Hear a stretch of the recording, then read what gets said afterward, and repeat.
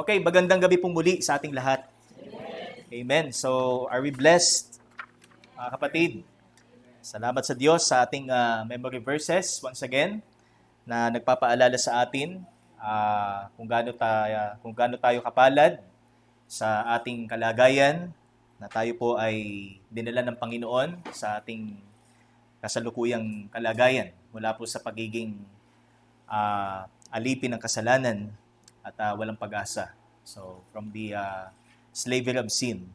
So, tayo po ngayon ay nasa piling na ng Diyos na buhay at sa liwanag at hindi sa kadiliman. Kaya salamat po sa ating Panginoon. So, kalakasan po natin ang ating mga memory verses. Ano po? So, not only na ito ay atin lamang isinasa isip or minememorize, but kagaya po na sinabi ng ating tagapanguna, so we meditate, katulad ng pagkain.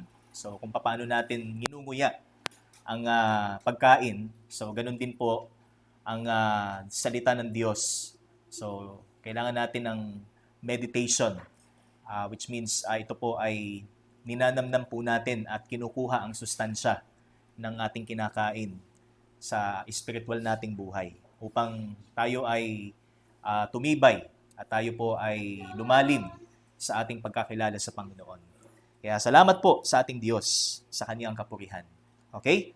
At ngayon po, tayo po dadako sa ating pong exhortation at ang ating pong topic ngayon pong gabi is about sa isang prayer na maituturing po nating controversial sa atin because meron pong mga tao na ina-apply po nila ang panalangin ito nang hindi po ayon sa salita ng Panginoon. But ngayon, atin pong titingnan kung ano po ang biblical na prinsipyo patungkol po sa panalangin ito, which is itinatawag nating imprecatory prayer o yung pananalangin upang ang mga masama ay mapahamak at wasakin ng Diyos. Okay? Samahan po ninyo ako as our launching passage, Psalm 58 o awit 58. So actually, ito po ay iba't ibang verses, but ito po yung ating magiging umpisa, launching passage po natin. Psalm 58 o awit 58. So akin pong babasahin at pagkatapos tayo po ay mananalangin sa Panginoon. Okay, Psalm 58. Do you indeed decree what is right, you gods? Do you judge the children of men uprightly? No. In your hearts, you devise wrongs. Your hands deal out violence on earth. The wicked are estranged from the womb. They go astray from birth, speaking lies. They have venom like the venom of a serpent, like the deaf adder that stops its ear, so that it does not hear the voice of charmers or of the cunning enchanter. O God, break the teeth in their mouths, tear out the fangs of the young lions, O Lord. Let them vanish like water that runs away. When he aims his arrows, let them be blunted. Let them be like the snail that dissolves into slime, like the stillborn child who never sees the sun. Sooner than your pots can feel the heat of thorns, whether green or ablaze, may he sweep them away. The righteous will rejoice when he sees the vengeance. He will bathe his feet in the blood of the wicked. Mankind will say, surely there is a reward for the righteous. Surely there is a God who judges on earth. Purihin po ang ating Diyos. Tayo po'y manalangin. Aming Diyos na dakila at makapangyarihan po sa lahat, marami pong salamat muli sa gabing ito. Salamat po sa oras na ito na inyo pong ihahatid sa amin ang katotohanan sa likod po ng amin pong awit na binasa. At isang mahalagang bagay na gagawin po namin sa amin pong prayer life ang inyo pong ipapahayag, Panginoon, sa gabing ito. At hindi lamang po ito aming pakinggan, kundi ito po ay amin pong ipamuhay sapagkat dito rin po nasasalamin kung papaano po kami dapat sa buhay po o sa mga tao na nakapaligid sa amin kung ano po dapat ang maging damdamin po namin para po sa kanila. At hindi po kung paanong ilagay po namin sa aming mga kamay ang dapat na mangyari sa kanila. Kaya o Diyos, tulungan niyo po kami na maunawaan at maipamuhay ang inyo pong salita na ihahatid po sa oras na ito. At ang inyo pong tagapagsalita ay gamitin niyo po lamang na instrumento at itago sa likod ng inyo pong kabanalan. Sa iyo po ang kapurihan, sa pangalan po ng iyong anak na si Jesus. Amen at amen. Okay, ang ating title po is Praying with Imprecations. So, merong question mark which means, is it right to pray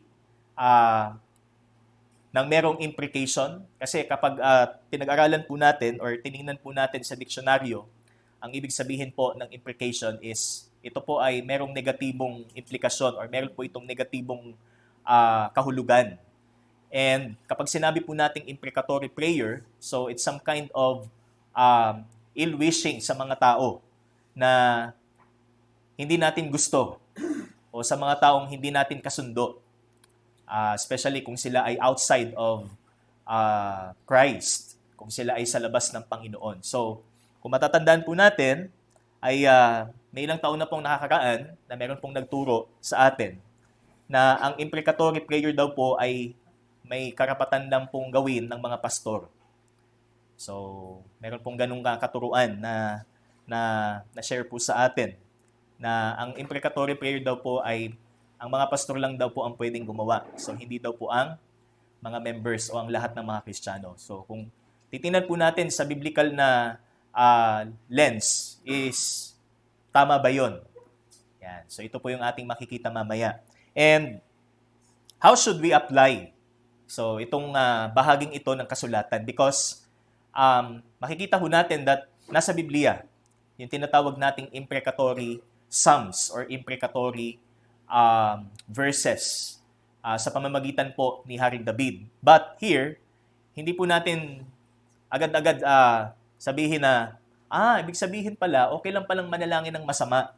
Okay lang palang manalangin ng, ibig sabihin, kung may gusto nating mangyari dun sa mga tao na hindi maganda, okay lang. Kasi kita natin sa Biblia, sinabi ni Haring David, ganun ba talaga ang nasa puso ni Haring David?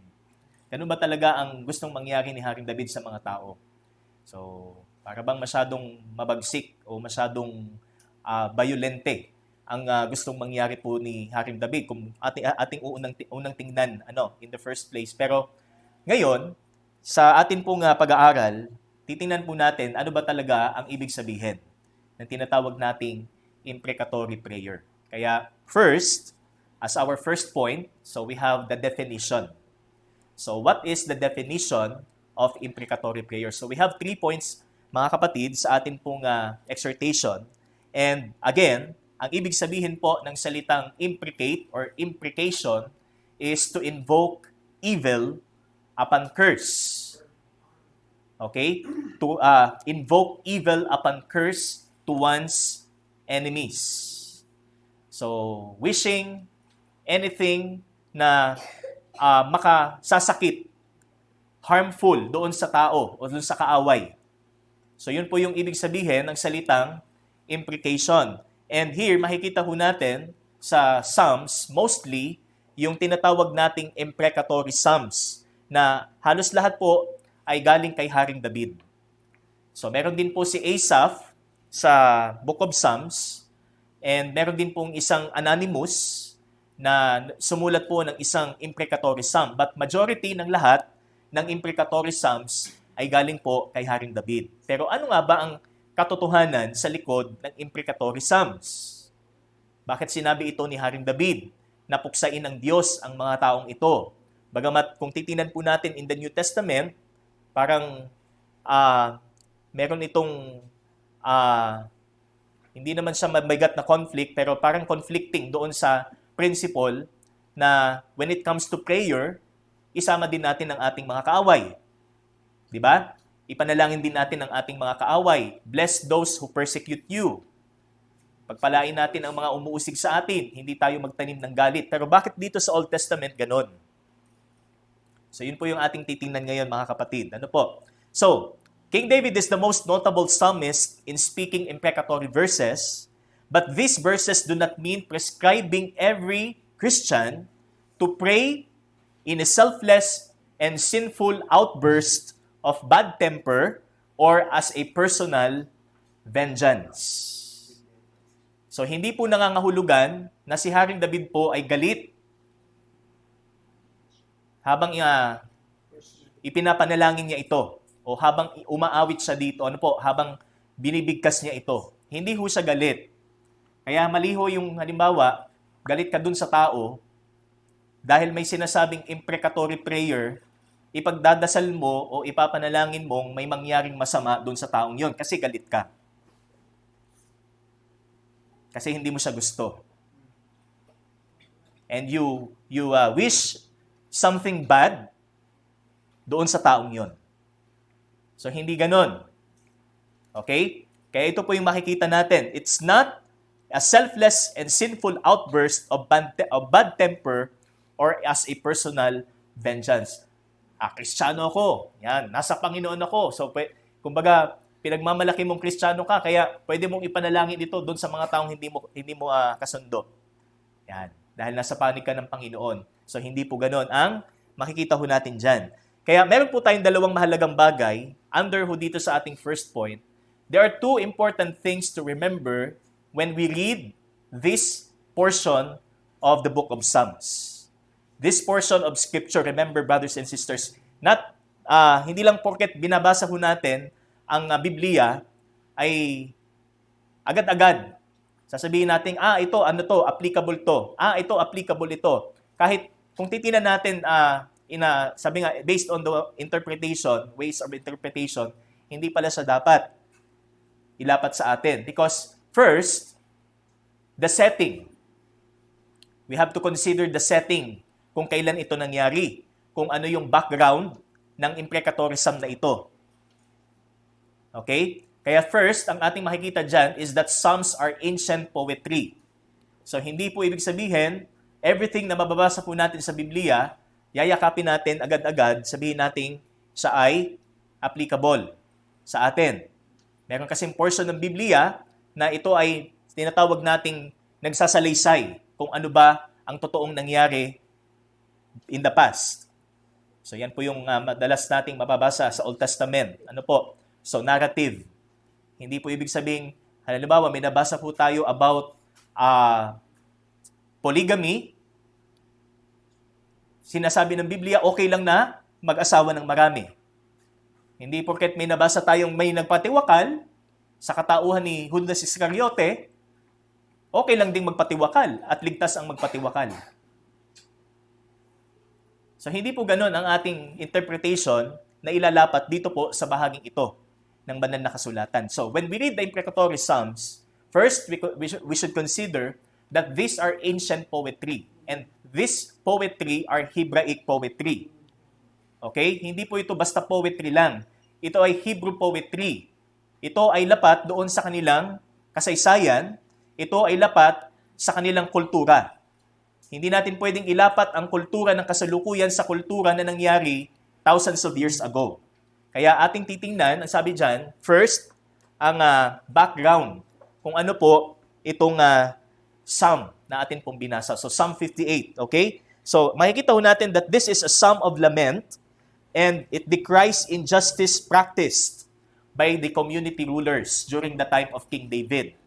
So, napansin ni Haring David na talagang itong mga pinunong ito, itong mga rulers na ito, ay they lead the people ng hindi makatarungan. At hindi lang basta makatarungan, dumating na sa point na talagang proven na talagang hindi sila sa Diyos. Kaya ang sabi ni Haring David, O God, break the teeth in their mouths. Tear out the fangs of the young lions, O Lord, let them vanish. Let them vanish like water that runs away. When he aims his arrows, let them be blunted. So in the first, sabi nga, kung una nating beses babasahin po ito, parang ang ano naman ni Haring David, ang lupit naman. Masyadong harsh na ang gusto niyang mangyari sa mga taong ito ay mawala na parang bula. Ang gusto mangyari ni Haring David sa mga taong ito ay talagang puksain ng Diyos. Not because sa mga taong ito, but because of what they are doing. It's because of their sin. It's because of their lies. Ito'y dahil sa kanilang pagsisinungaling. Ito'y dahil sa kanilang hindi makatuwigang pamumuno. Yun po ang ibig sabihin dito po sa bahaging ito. That's why he prayed to God with a prayer, not as an outburst of anger, not as a violent reaction, but he reacts kung paano ang Diyos ay nag-react sa kanilang ginagawa. So ito yung first na bagay na makikita po natin. Kaya sabi niya, let them vanish like water that runs away and let them be like the snail that dissolves. Dahil ang gusto niyang mangyari dito ay kung ano ang gusto ng Diyos na mangyari sa kanila.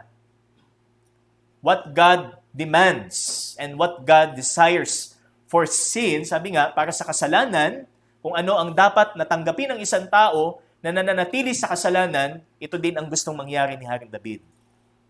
Kaya ibig sabihin, when we read this portion of Scripture first, tingnan po natin na ito po is an ancient poetry and it's not mean, sabi nga, doesn't mean na ito po ay ilalapat natin ayon sa ating damdamin, ayon sa bugso ng ating emosyon.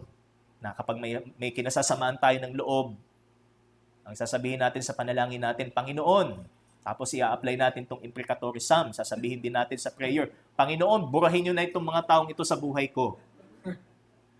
Panginoon, talagang hindi ko na kayang pagtsagaan itong mga taong ito. Alisin nyo na nga po ito sa aking buhay. Ganun ba tayo mga kapatid? Ganun ba? Ilalapat ba natin sa ating makasalanang reaksyon, sa ating makasalanang puso? Dahil lamang sa ating sama ng loob kung anong sinabi ng Biblia? So, hindi po. So, first, we must consider that these are ancient poetry.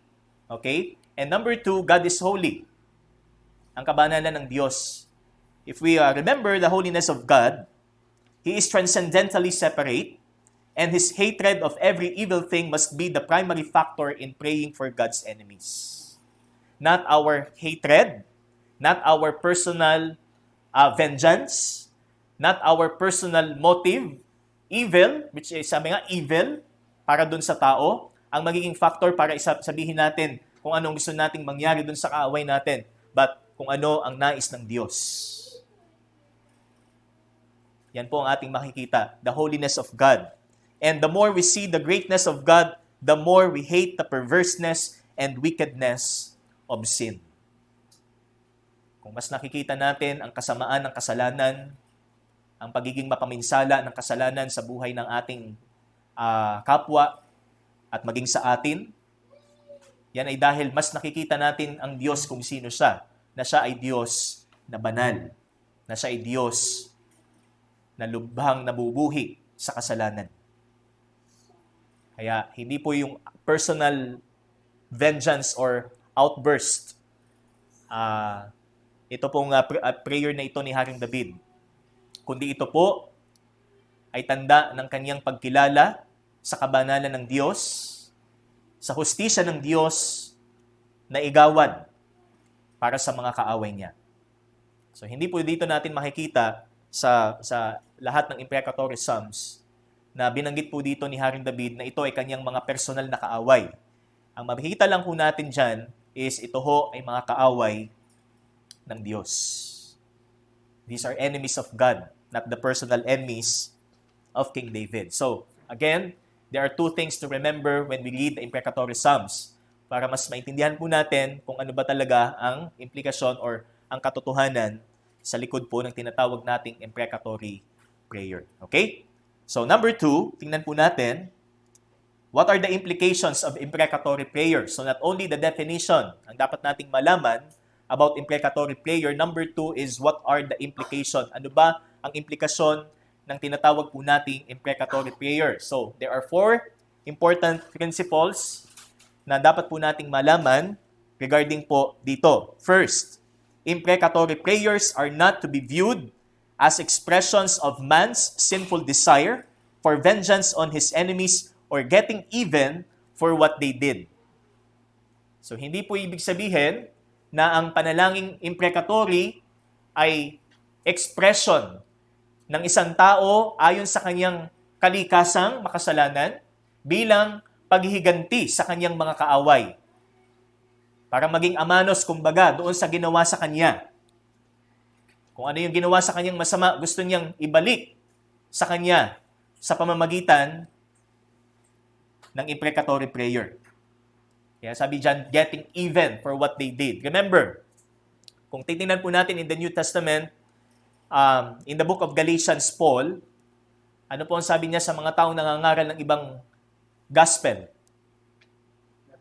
Let him be accursed. Let him be anathema. But he is speaking doon sa mga tao talaga na proven na talagang nagdadala ng ibang mabuting balita. Hindi po ibig sabihin na sinasabi ni Apostol Pablo na gusto niyang, ayon sa kanyang galit, itong mga taong ito ay mapahamak. So we have to, we have to be distinct sa bahaging yon. It doesn't mean na sinabi ni Apostle Paul sa mga taong ito, let him be accursed.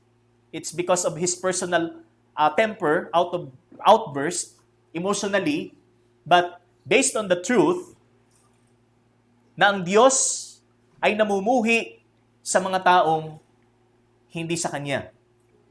Sa mga mensaherong hindi totoong nangangaral ng Ebanghelyo. Throughout the Scripture, makikita po natin yan. To those who speak the message na hindi talaga galing sa Diyos, parurusahan sila ng Panginoon. Kasi ang binabasa ko po actually ngayon is the book of Jeremiah. And nandun na po ako sa part na meron pong mga false prophets nung panahon po ni Jeremiah na hindi sang-ayon doon sa mensahe na ipinapangaral ni Jeremiah, which is masyadong hindi katanggap-tanggap para sa Juda. Okay, ano po? Kasi ang sabi ng Panginoon, 70 taon. So merong false prophet na nag-arise nung panahon na yon at ang sabi niya, hindi 70 taon. Maiksing panahon lang. Pero lumabas ang katotohanan na hindi siya propeta ng Diyos. Kaya sabi ni Apostle Paul, to those who preach a different gospel, let him be anathema, let him be accursed. Pakasumpain siya. Hindi nangangahulugang gusto ng Diyos na mapahamak ang tao at gusto rin ni Apostol Pablo na mapahamak ang tao sa impyerno, but of what they are doing, of what they are practicing, ito ang karapat-dapat na igawad sa kanila. Kaya sabi dito, imprecatory prayers are not to be viewed as expressions of man's sinful desire. Bilang pagiganti natin sa mga taong hindi tayo kauri pagdating sa spiritual o sa mga taong ayaw natin. Right? And also in 2 Timothy chapter 4 verses 14 or verse 14, ano po ang sabi ni Apostle Paul? Alexander the coppersmith did me much harm. Let the Lord repay according to his deeds. Ang Panginoon ang magbabayad sa kanya. Hindi iniligay ni Apostol Pablo sa kanyang mga kamay ang batas ng paghihiganti. Parang pelikula, no? Ang batas ng paghihiganti sa mga taong nanakit sa kanya. Ano sabi niya? May the Lord repay according to his deeds. And in Revelation chapter 6, so these are the martyrs. Kailan, O Diyos, inyong ipaghihiganti ang mga dugo ng mga taong namatay para sa iyo? So these are some of the verses na magpapatunay ng pananalangin ng imprecatory prayer po ay hindi nakabatay o nakasalalay sa ating sariling damdamin, kundi nakaayon po sa katotohanan ng Diyos. Okay? It is a wish for the justice of God to be served triumphantly. Hustisya ng Panginoon, hindi ang katarungang ayon sa ating makasalanang isipan o ng ating puso. Next is imprecatory prayers are nothing more than human prayers based on divine promises. So this is the second. Imprecatory prayers are nothing more than human prayers based on divine promises. We are not praying to God if our prayers are not based on the truth of the Word, of the Bible. Pakatandaan po natin, hindi po pananalangin yon. Kapag nananalangin ka ng personal, para lamang sa iyong pakinabang, para lamang sa iyong sariling kapritsuhan, you are not praying based on the divine promises or in the truth, which is the Bible. But sabi dyan, imprecatory prayers are nothing more than prayers based on the divine promises. Kailangan ang pinaka-pundasyon po ng ating pananalangin, which is an imprecatory prayer, ay sa salita ng Diyos. Patungkol po sa Diyos at sa Kanyang salita. As an example, in Matthew 7:23, ano pong sabi ng Panginoon sa mga hypocrites? To those who called Him Lord, Lord, and casting out demons in the name of Christ, in the name of God, having, sabi nga, done many wonders in the name of God. Ano pong sabi ng Panginoon? I never knew you. Depart from me, you who practice lawlessness. You who practice lawlessness. I never knew you. So, citing that part of Matthew, so maaaring pwede ho nating consider as an imprecatory prayer is, O Lord, cause those to depart from you who do evil. So that is an example of imprecatory prayer. O Lord, cause those to depart from you who do evil. And also in Matthew chapter 6 verse 10, na sinabi po ng Panginoon as a pattern ng pananalangin, Thy kingdom come. Dumating nawa ang iyong kaharian. So, paano natin siya i-apply sa panalangin? Bilang panawagan para sa hustisya ng Diyos. So, ang ibig sabihin po, makikita ho natin, this is an appeal for God's justice for those who oppose the divine reign. To those who oppose the sovereignty of God. To those who oppose the existence of God.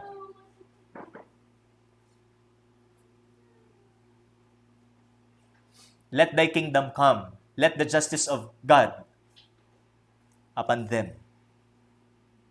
So that is the imprecatory prayer.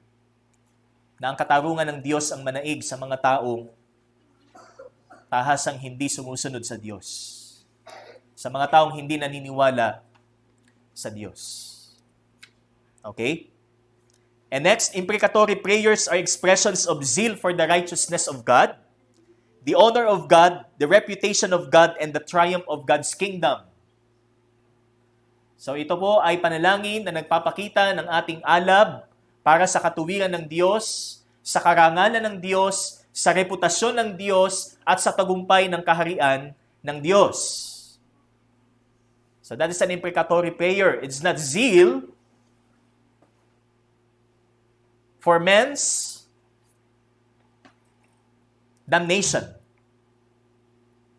but it is zeal for the righteousness, honor, reputation, and the triumph of the kingdom of God. So ito po ang ating isa pang katotohanan when it comes to imprecatory prayer. Our reaction to the imprecations in Psalms would reflect our first love. So pag binasa po natin ang imprecatory Psalms, ito po ang mag-reflect sa atin kung sino ang ating unang pag-ibig. Ang Diyos ba ang ating unang pag-ibig o ang ating sarili? Dahil kung sarili mo ang iniibig mo at binasa mo itong imprecatory Psalms, ano ang iyong magiging kagustuhan para sa mga tao? Ano ang magiging desire mo para sa mga tao na itinuturing na kaaway ng Diyos?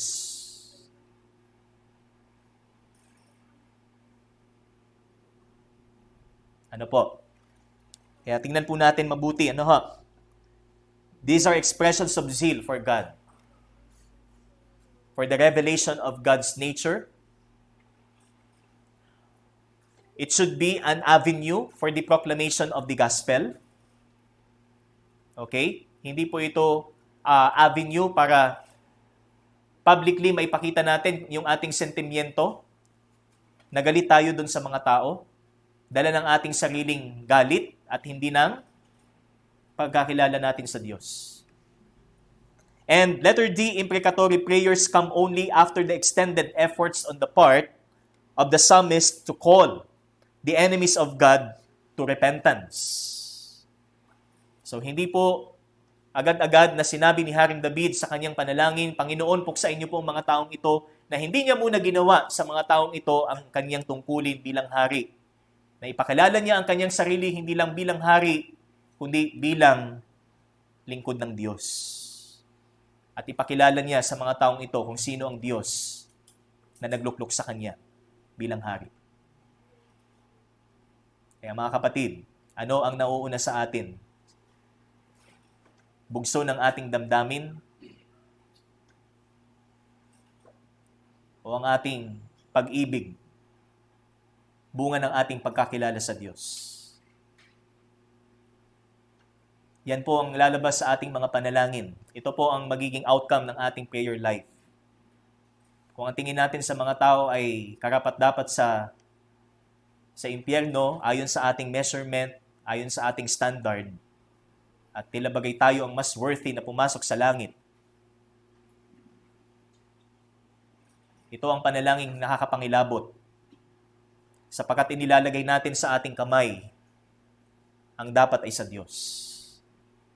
Kaya ang panalangin na itinuturo po dito, kagaya ng ginawa ni Haring David, ay nagpapakita ng pagkilala at submission ni Haring David sa katarungan ng Panginoon. Kung ano ang nais ng Diyos na igawad niya sa mga taong ito, Panginoon, sumasang-ayon ako. Ito rin ang mangyari. Okay? So that is what we call imprecatory prayer. Hindi po ibig sabihin ang imprecatory prayer dahil galit ka dun sa tao, dahil hindi mo gusto ang kanyang pag-uugali, dahil hindi mo gusto ang kanyang itsura. Ano? Sabihin na natin, yung pagiging makasalanan natin, dumarating dun sa punto na talagang may pangungutya hanggang sa panlabas. At ginagamit pa natin ang pangalan ng Diyos para may mangyaring hindi maganda sa mga taong ito. Okay? So, isang example po natin is during the earthly ministry of Christ. Bakit nagkaroon ng tinatawag nating mga parables o talinghaga? Hindi ho, the whole span of time ng earthly ministry ng Panginoon is pagpapagaling lang ang ginawa niya. At pagpapalayas ng mga masasamang espiritu o mga demonyo. So nauna po ang pagpapagaling at ang pagpapalayas ng mga demonyo upang patunayan na siya ang anak ng Diyos. Upang ipahatid sa Israelita at sa lahat ng tao na siya ang Mesiyas. At ito'y magsilbing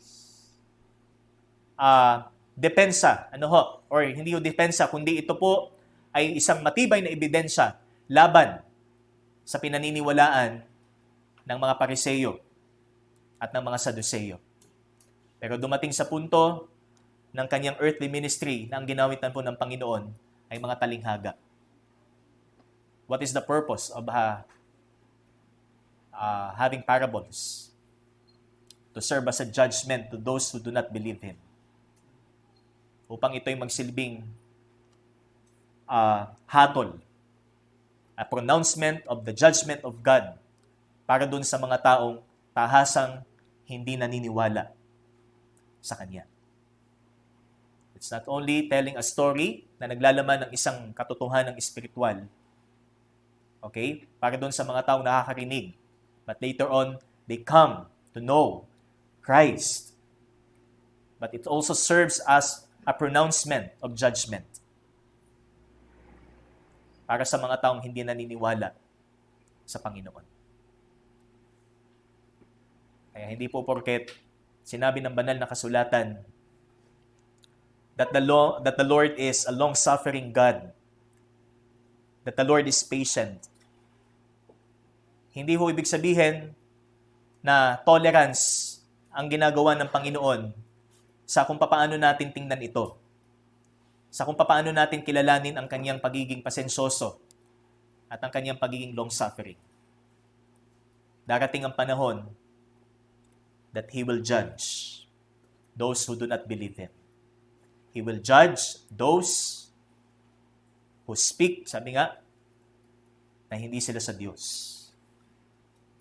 Sa mga taong sinungaling, sa mga taong sumasamba sa Diyos-Diyosan, sa mga taong immoral, makikita po natin sa aklat ng pahayag, ang katarungan ng Diyos ay kamatayang walang hanggan. Apoy at asupre. Kaya ito po yung tinatawag nating imprecatory prayer. Okay? So it comes only after the extended efforts on the part of the psalmist to call the enemies of God to repentance. It doesn't mean na agad tayong mananalangin ng imprecatory para sa mga tao na hindi muna natin ginawa ang ating obligasyon na tawagin sila to repentance through the gospel. Kung makailang beses na nating pinaghandugan sila at binahagi na ng gospel, but still, they practicing sin, at nananatili pa rin sila, at pinatunayan nila na talagang hindi sila sa Panginoon. Ang ipanalangin po natin ay kung ano ang kalooban ng Diyos, ang hustisya ng Panginoon. Okay? Kasi pag sinabi nating hustisya is, what is the most, kumbaga ito yung pinakatama na mangyari para sa atin. Hindi kung ano yung pinakatama na mangyari ayon sa ating panukat. Okay? And number 3 is the application. So, we have the definition and the implications. And now, we move on to the application of imprecatory prayer. So, is it right to pray with an imprecatory prayer? So, tama nga bang manalangin tayo with invoking evil? Okay? Sa mga taong kaaway ng Diyos? Kaya ito po ang ating makikita as our application. First is that imprecatory prayer must be done only against our spiritual enemies, not human foes. Sino ang itinuturing nating kaaway bilang Kristiyano? Sino? Who is your enemy? Who is your foremost enemy as a Christian? Your neighbor? Ha? Kapwa mo ba? It must be Satan, right? It must be the adversary. The one who prowls around like a roaring lion, seeking whom he may devour. We must identify who. Kilalanin natin kung sino ang kaaway natin. Hindi yung basta nakikita lang natin kaaway natin. Kaya sabihin natin, imprecatory prayer. Sabihin na mga pastor lang daw ang pwedeng manalangin ng imprecatory prayer. But kailangan din nating isipin na kahit ang pastor ho, nagkakasala. Even the servants of God, nagkakamali. Amen? Kaya walang magaling ho sa atin. So, imprecatory prayer must be done only against our spiritual enemies. Ephesians 6:12. For we wrestle not against flesh and blood, but against rulers, against powers, diba? Against the authorities, against the spiritual forces of wickedness in the heavenly realms. These are our enemies, the adversary and his minions. These are. Hindi yung tao nakikita natin sa paligid na dahil may masamang ugali. Sabihin na natin, Panginoon, ayoko nang makita itong taong ito. Panginoon, ilayo mo ako sa mga taong ito. Sana hindi ko ito makasalubong pag ako'y naglalakad.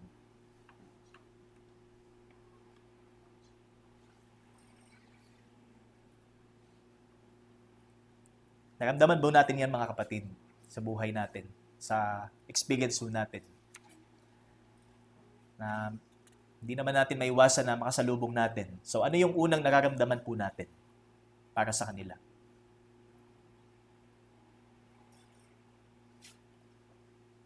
Knowing na hindi pa rin sila nagsisisi sa kanilang ginawa.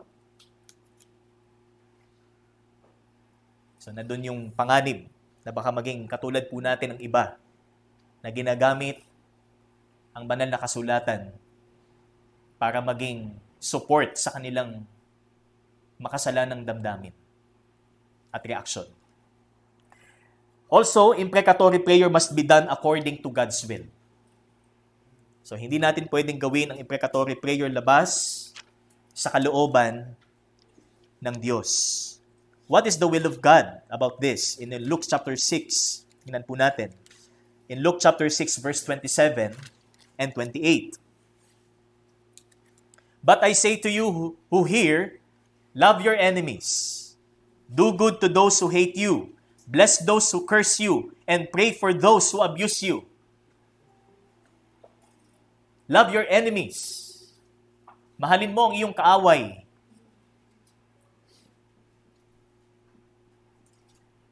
Again, yung kaaway naman po dito, so hindi po ito yung kaaway na katulad nung kaaway kanina, di ba? Which is Satan and the demons. Yung enemies naman po dito na tinutukoy is kapwa-tao. Nalabas sa Judaismo. Tinuturing na hentil. Kasi ang pakatandaan po natin, ang tingin po talaga ng Hudyo para sa mga hintil is outside or outcast at kaaway ng Diyos. But sa mga taong nanampalataya sa Panginoon, hindi na ang relihiyong ito ang batayan para sa pagmamahal. Kung sino ang dapat mahalin at kung sino ang hindi dapat mahalin. But ang sabi ng Panginoon, ibigin mo ang iyong kaaway. Love your enemies and do good to those who hate you. Gawan mo ng mabuti ang mga taong galit sa iyo. Ang mga taong namumuhi sa iyo. Ang mga taong umuusok ang ilong sa iyo. Gawan mo ng mabuti. Handa ba nating gawan ng mabuti ang mga taong kaaway, mga kapatid? Ang mga taong kinamumuhian tayo. Are you ready to do good for those who hate you? And bless those who curse you? Pagka minura ka, anong sasabihin mo?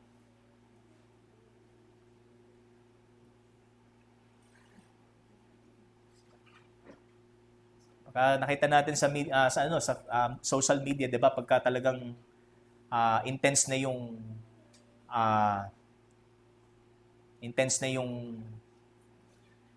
sitwasyon. So ang nagiging ignition para talagang magkagulo is yung pagmumura. So pagka minura tayo, ano sasabihin natin? Bless those who curse you. Pagpalain ka ng Panginoon. Okay? God bless you. And pray for those who abuse you. Pray for those who abuse you. Katulad po ng panahon ng mga Hudyo, they have to pray for Caesar Kailangan nilang ipanalangin ang Cesar. Kailangan nilang ipanalangin ang mga taong umaabuso sa kanila. Ang mga taong nananakit sa kanila. Sapagkat ito ang prinsipyo ng pagiging Kristiyano. Hindi sila maging instrumento ng paghihiganti o ng pananakit. Di ba? Kaya it must be done according to the will of God, and it must end with an appeal for protection and purification of personal motives. So ang ating pananalangin ng pagpapailalim po sa hustisya ng Diyos ay tapusin ng may apela para sa proteksyon at pagpapadalisay ng ating motibo. So saan po natin makikita? Psalm 139, verse 20 to 24. Ano po ang ating makikita dyan? Psalm 139, verse 20 to 24. They speak against you with malicious intent. Your enemies take your name in vain. Do I not hate those who hate you, O Lord? And do I not loathe those who rise up against you? I hate them with complete hatred. I count them my enemies. Kung paano tinuturing ng Diyos na kaaway ang mga taong ito, tinuturing ko na rin siyang kaaway ko. Hindi dahil gusto lang niyang kaaway niya. Pakatandaan po natin yan. Sapagkat sila'y kaaway ng Diyos, kaya kaaway din. Ano po? Pero, remember, this is a poetry. Okay? And I hate them with complete hatred, and I count them with my enemies. Search me, O God, and know my heart, and try me, and know my thoughts, and see if there be any grievous way in me, and lead me in the way everlasting. It must end, sabi nga, with an appeal for protection. Always, sangkapan po natin ng paghiling sa Diyos, ng pagpapadalisay ng ating isip at ng ating puso, ang ating panalangin para sa hustisya ng Panginoon. Na hindi hustisya natin ang mangyari sa mga taong ito, kundi ang hustisya ng Diyos. Kung talagang baga para sa atin, imposible na sila'y makakilala sa Panginoon. Walang imposible sa Diyos. Paano kung ang sagot ng Panginoon ay awa? Kung ang ating kahilingan ay hustisya? Hindi ba't mas nakakagalak, mga kapatid? Di po ba? Mas nakakagalak kung ang maging sagot ng Panginoon ay habag. Sa mga taong ipinapanalangin natin ay hustisya. Kaya, ito ho ay sukat ng ating pag-ibig sa mga taong para sa atin ay mahirap mahalin. Hindi natin sila kaaway. Pero kung sila'y kaaway ng Diyos sa dulo, ang maging kahilingan natin ay hustisya ng Panginoon. Pero sa mga taong walang pag-asa, ang ipanalangin natin ay ang pagliligtas ng Panginoon. Amen? Amen. Mga kapatid, hindi po ibig sabihin na kung ang ipapanalangin po natin sa tao is hustisya o hawa ng Diyos, sabi nga, wala pong contradiction sa part ng Panginoon. Sapagkat ang awa ng Diyos ay hustisya rin ng Diyos. Hindi po ibig sabihin magkasalungat ang hustisya at awa ng Panginoon.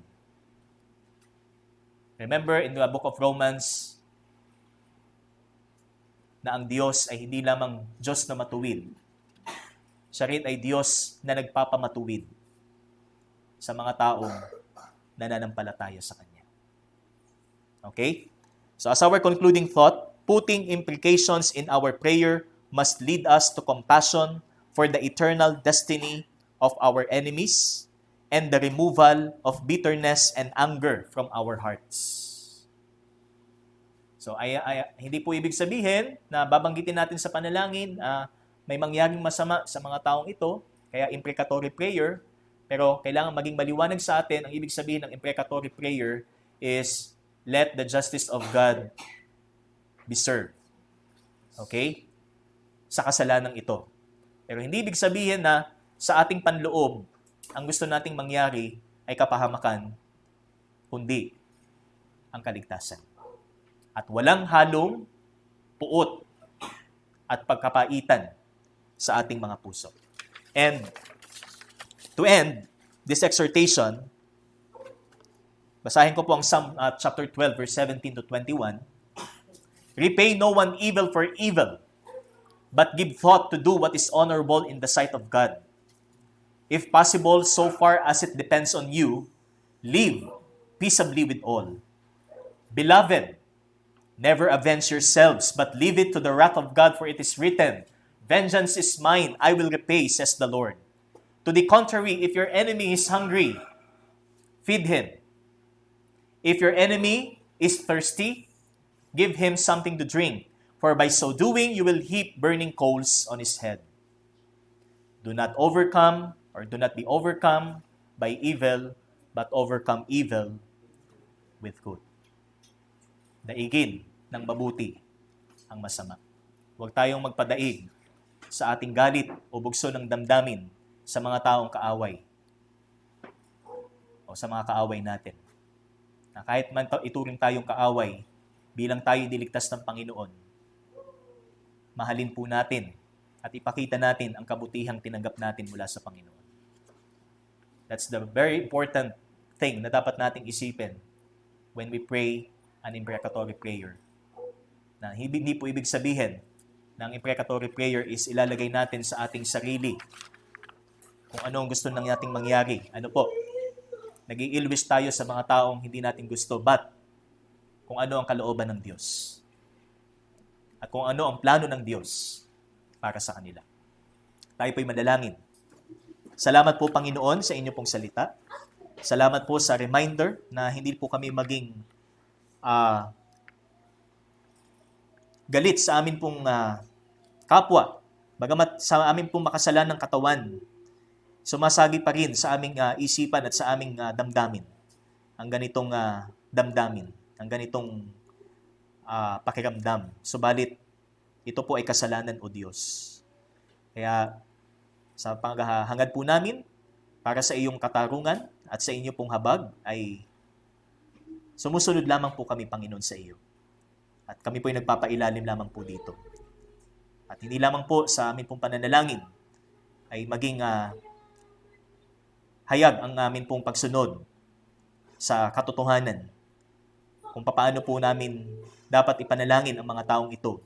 Kundi sa pamamagitan po ng aming buhay, sa aming practices, Panginoon, may padama po namin sa kanila ang inyo pong kaligtasan, ang inyo pong pag-ibig. Kaya salamat po, Ama, sa lahat ng ito, pinupuri ka namin sa pangalan po ng iyong anak na si Jesus. Amen at amen. Purihin po ang ating Panginoon.